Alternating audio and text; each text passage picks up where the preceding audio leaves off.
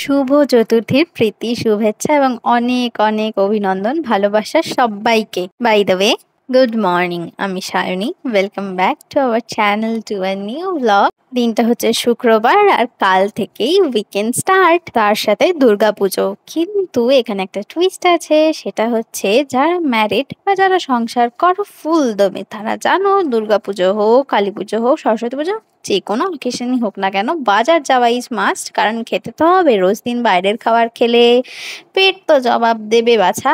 আর এই ওয়েদারে কেমন একটা যেন একটা হাঁচি সর্দি সবসময় হয়ে রয়েছে, নাক সুরসুর করছে। তোমাদেরও কি সেম হচ্ছে? তো যাই হোক, সকাল সকাল আমি প্রতিম দুজনেই ঘুম থেকে উঠে রেডি সেডি হয়ে এখন যাচ্ছি বাজারে। ব্রেকফাস্ট আমাদের কিন্তু এখনো হয়নি। প্রতিমের কিন্তু পুজো ভাইবস অন, সে যতই অফিস থাকুক না কেন। একই উদরে আপন। ভুল গাওয়ার একটা লিমিট হয়। এইভাবে তুই গানগুলোর মানহানি করিস। ও বাবা, আজকে ওয়াটার বলটা ক্যান্সেল করে দিয়েছে অরুণানন্দ গোস্বামী। চল তাড়াতাড়ি চল। আমি কি কুকুর নাকি? দেবো না এমন। এইরকম একটা রোদ ঝলমলে ওয়েদার যদি সারা বছর থাকতো। যাকগে, আমরা দুজন যাচ্ছি না, বাবাও কিন্তু আমাদের সাথে যাচ্ছে। আর সকাল থেকে আজকে আমার মাথাটা কেমন খারাপ হয়ে গেছে দেখো। আরে উপর থেকে জলের বোতলটা নিয়ে নেমেছি, যে জল ভরবো পরে সেটা নিয়েই বেরিয়ে গেছি। আমাদের বাড়ি থেকে বাজারের ডিস্টেন্সটা মোটে 5 মিনিট, কিন্তু বাবা যখন একা যায় বাবা কিন্তু হেঁটে যায়। তাই জন্য আজকে বাবাকে জোর করে টোটোতে তুলেছি। এইরকম চড়া রোদ তো বাইরে, ওই জন্য হাঁটতে দিই না, কারণ বাবার একবার নিউমোনিয়া হয়ে গেছে। ওই জন্য এই ওয়েদারটা এত চেঞ্জ হচ্ছে, ওই জন্য ভয়ই লাগে। আর দ্বিতীয়ত, বাজারে আমি কেন রোজ রোজ যাই তার কারণ হচ্ছে অ্যাকচুয়ালি বাজারটা না অনেক গুণে গেঁথে মাথা খাটিয়ে করতে হয়, যে কি কিসের সাথে কি রাঁধবো, কি দিয়ে কি হবে, সেই হিসাব কিতাব করে এক সপ্তাহের জন্য বাজার করে নেওয়া হয়। এবার দুজনে গেলে অসুবিধাই হয়, কারণ আমি তো ওই আর কি ব্যাগ বওয়া নামমাত্র করি, প্রতিমকেই পুরোটা বইতে হয়। আবার প্রতিম গেলে দুজনে ভাগ ভাগ করে নেয়। আর এই সকাল সকাল সুন্দর গঙ্গা, সাথে নীল আকাশ, কি সুন্দর পরিবেশ, ভালো লাগে সকাল সকাল বাজার যেতে, যদি না বৃষ্টি হয়।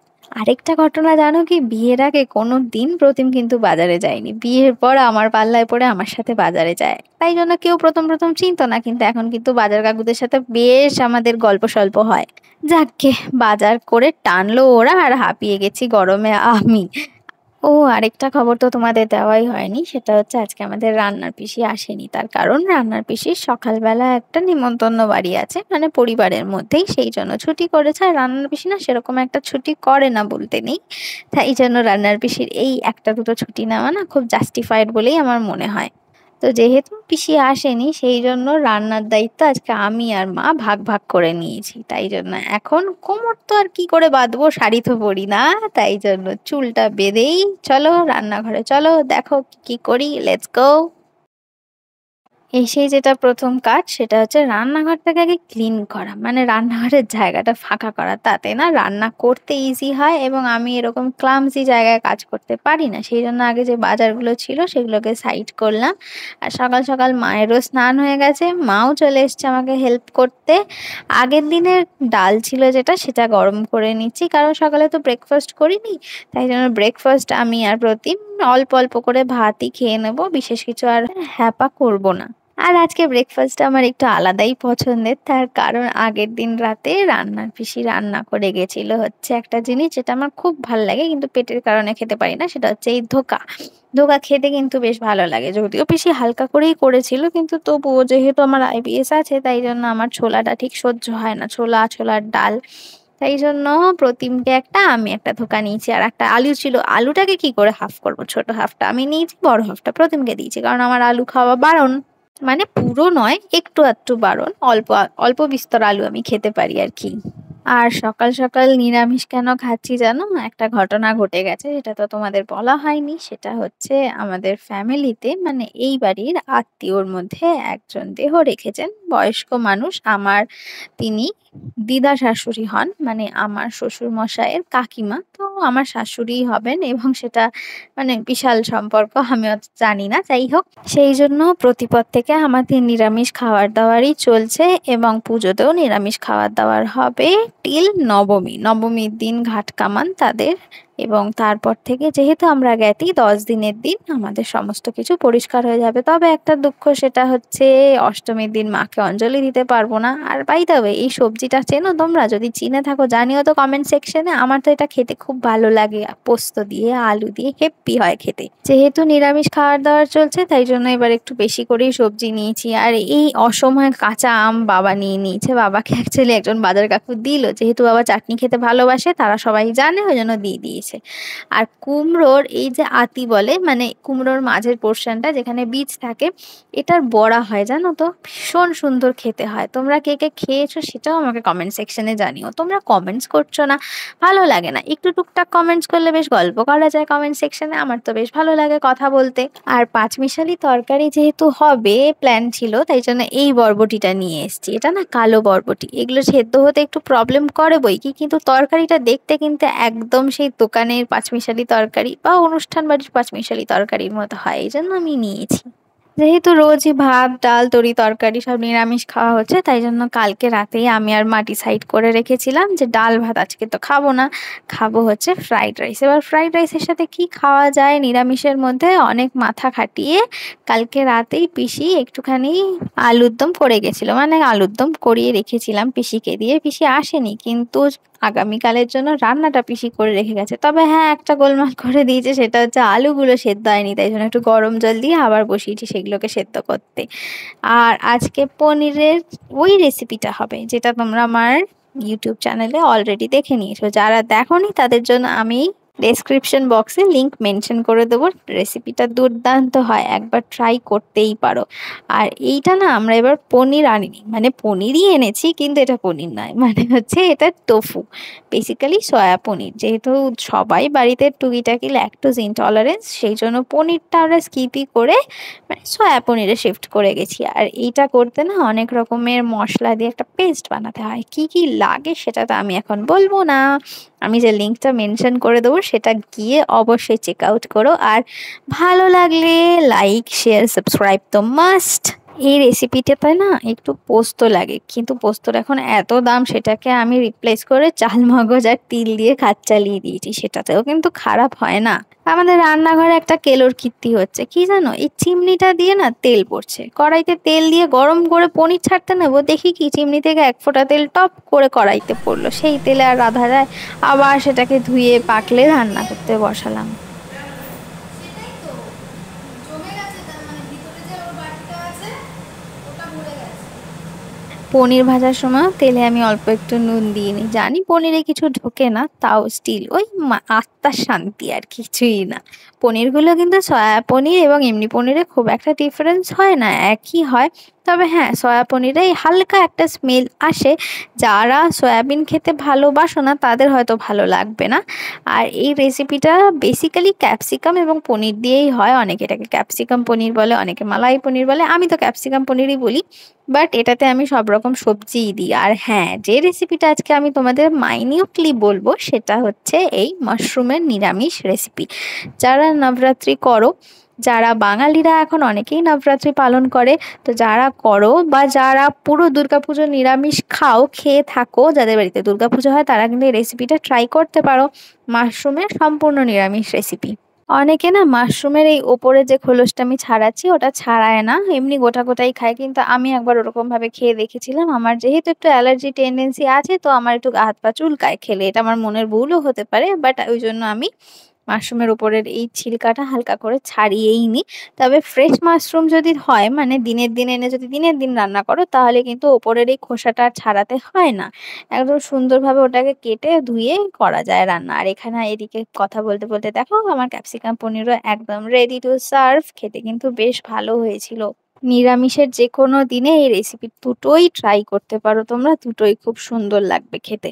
আচ্ছা, মাশরুমের ওই রেসিপিটা বানানোর জন্য মাশরুমগুলোকে প্রথমে দেখলে খোসা ছাড়িয়ে ধুয়ে পাকলে নিয়েছি। এবার কড়াইতে সাদা তেল দিয়ে দেব। এই রান্নাটা বেসিক্যালি সাদা তেলেই ভালো হয়। এই রেসিপিটা খানিকটা আমি ইন্ডো ওয়েস্টার্ন স্টাইলে করতে চাইছি, যার জন্য তেলের মধ্যে প্রথমে একটু চিলি ফ্লেক্স দিয়ে দিয়েছি। শুকনো লঙ্কা দিলে দেখতে খারাপ লাগে, তাই জন্য চিলি ফ্লেক্স দিয়ে দিলাম, তাতে কালারটা ভালো আসবে। আর যেহেতু নিরামিষ, তাই জন্য অল্প একটু আদা, দেখলে কতটুকু দিয়েছি, একটু ঘষে তেলের মধ্যে দিয়ে দিয়েছি, যাতে ফ্লেভারটা ভালো হয়। কারণ পেঁয়াজ রসুন কিছুই পড়ছে না, আর মাশরুমের নিজস্ব একটা গন্ধ হয়, সেটা এটাতে কেটে যাবে। আর দিয়েছি একটা কাঁচা লঙ্কা, আর এটা হলো কাঁচা লঙ্কা কাটার নিনজা টেকনিক, খুন্তির মাথায়। বাঙালিরা এটা জেনেই থাকবে। অবশ্যই এই টেকনিকটা আমার মা কাকিমাদের দেখেই শেখা। আচ্ছা, তেলে ওই চিলি ফ্লেক্স আর আদা ঘষে দেওয়ার পর ওর মধ্যে সমস্ত রকম সবজি দিয়ে দেবো। এর মধ্যে আমি দিয়েছি ক্যাপসিকাম, ম্যান্ডেটরি, নিরামিষ রান্নাতে ক্যাপসিকাম দিলে গন্ধটা ভালো হয়। তারপর দিয়েছি গাজর, বিনস, অল্প একটু আলু, প্রতিমের ডিমান্ডে, কারণ একটু আলু দিলে প্রতিম ভালো খায়, ওই জন্য। এতে আলু তোমরা স্কিপ করতে পারো, কোনো অসুবিধা নেই। সব রকম সবজি এর মধ্যে দিতে পারো, হ্যাঁ, তবে ওই পটল ঝিঙেটা দিয়ে দিও না, তাহলে কিন্তু ম্যাচাকার হয়ে যাবে। তো যাই হোক, নুন দিয়ে সেটাকে কিছুক্ষণ চাপা দিয়ে রেখেছিলাম, তাতে সবজিগুলো নরম হয়ে গেছে, খুব ঝিরিঝিরি করে কাটা হয়েছিল, তাই জন্য। তো সবজিগুলো সেদ্ধ হালকা হালকা হয়ে যাওয়ার পর ওর মধ্যে অল্প গোলমরিচের গুঁড়ো দিয়ে দিয়েছি ফর ঝাল। কেউ যদি গোলমরিচের ঝাল খেতে না চাও, তাহলে স্কিপ করতে পারো, তারা তার জায়গায় কাঁচা লঙ্কা দিয়ে দিতে পারো। তো গোলমরিচ দেওয়ার পর সেটাকে ভালো করে একটু নাড়াচাড়া দিয়ে নিয়েছি। এবার হচ্ছে মেন উপকরণ, সেটা হচ্ছে একটু অরিগানো এর মধ্যে দিয়ে দিচ্ছি। আমি প্রথমেই বলেছিলাম আমি খানিকটা ইন্ডিয়ান খানিকটা ওয়েস্টার্ন স্টাইলে করছি। যেহেতু নিরামিষ, অরিগানোটা দিলে সেটার ফ্লেভারটা ভালো হয়। এবার এর মধ্যে মাশরুমগুলো অ্যাড করে দেবো। সবজিগুলো তখন যেহেতু পুরোটা সেদ্ধ আমি করিনি, ইচ্ছা করেই করিনি, তার কারণ মাশরুম দেওয়ার পর মাশরুম নিজস্ব জল ছাড়ে, মাশরুমের মধ্যে প্রচুর জল থাকে, তাই জন্য মাশরুমগুলো দেওয়ার পর ভালো করে নেড়েচেড়ে আবার ঢাকা দিয়ে দিয়েছি, যাতে সবজিগুলো পুরোটা সেদ্ধ হয়ে যায়। 5 মিনিট রাখার পর ঢাকনা উঠিয়ে দেখবে মাশরুম থেকে প্রচুর জল বেরিয়েছে এবং মাশরুমটা বসেও গেছে, এবং সবজিগুলো প্রপারলি বয়েলড হয়ে যাবে। কোনো রকম জল অ্যাড করতে যাবে না, তাহলে কিন্তু একদম পুরো ম্যাচাকার হয়ে যাবে। আর যেরকমটা আমি বলে থাকি, আমার রেসিপিগুলো কিন্তু কাঁচা রাঁধুনিদের জন্য, পাকা রাঁধুনিদের জন্য মোটেই নয়। আর এদিকে মায়ের ফ্রাইড রাইসও হয়ে গেছে, আর এদিকে আমার মাশরুমও প্রায় শেষের পথে। এবার লাস্টে হয়ে গেছে যখন, জল শুকিয়ে গেছে, এটা কিন্তু লো ফ্লেমে আমি জল শুকিয়েছি, তার মধ্যে আমি দিয়ে দেবো একটুখানি সাদা তিল, মানে হোয়াইট সেসেমি সিড। এটা যদি ড্রাই রোস্টেড হয় তাহলে খেতে আরো ভালো লাগে, কিন্তু আমার হাতে অত সময় ছিল না, ওই জন্য আমি কাঁচাটাই উপর থেকে ছড়িয়ে দিয়ে হালকা নেড়ে চেড়ে নিয়েছি। এতেও কিন্তু খারাপ টেস্ট হয় না, খেতে ভালো লাগে বই কি। ব্যাস, রান্না কমপ্লিট। বেশিক্ষণ লাগে না এই রেসিপিটা করতে, জাস্ট ওই কাটা বাটার ঝামেলাটাই আর কি। আর লাস্টে একটু অরিগানো ছড়িয়ে দিলাম, কারণ যাতে ফ্লেভারটা বজায় থাকে। এবার গ্যাস অফ, কমপ্লিট রান্না। এবার ঝপাঝপ করে স্নানে যাব। আর আমার এই একটা ব্যাড হ্যাবিট, জামা কাপড়ে হাত মুছে ফেলা, যার জন্য দেখেছো প্যান্টে জলের দাগ হয়ে গেছে। এটা দেখে কেউ কিছু মনে করো না প্লিজ, এই হ্যাবিটটা থেকে আমার বেরোতে একটু টাইম লাগবে। আর এদিকে দেখো প্রতিমের প্ল্যান। ষষ্ঠীতে বীজ, পঞ্চমীতে রঘু, দুয়ে মিলে রঘু রক্ত, রঘু রঘু রঘু রঘু রঘু রঘু রঘু। জামাটা গায়ে দিয়ে ঠান্ডা লেগে যাবে। আজকে এই রান্না বান্না করে স্নান ধান করতে করতে না বড্ড দেরি হয়ে গেছে, তার মধ্যে আজকে আবার শ্যাম্পু করেছিলাম চুলে, সেই জন্য আরো লেট। তো চলো খেতে চলা যাক, মানে খেতে যাওয়া যাক আর কি। আজকে হেভি হেভি রান্নায় মেনু আছে, জন্য খিদে পেয়ে গেছে। Let's go. প্রতিম চলে গেছে আমার আগেই খেতে, যেহেতু ওর অফিস আছে। প্রতিমের খাওয়া এখানে শেষ হয়ে গেছে, ওর দই খাচ্ছে, আর এখানে আমার খাওয়ার সবে বাড়া হচ্ছে। যেমন ফ্রাইড রাইস, তার সাথে ছিল ওই রান্নার পিসির করা আলুর দম, আর তার সাথে তো আমার করা মাশরুম আর ওই ক্যাপসিকাম পনির বা মালাই পনির, যেটাই বলো না কেন, সেটা ছিল। সবে মিলে বেশ ভালোই আমাদের লাঞ্চটা হয়েছিল। আর লাঞ্চের পর একটা ভাত ঘুম দেবো না তা কখনো হয়।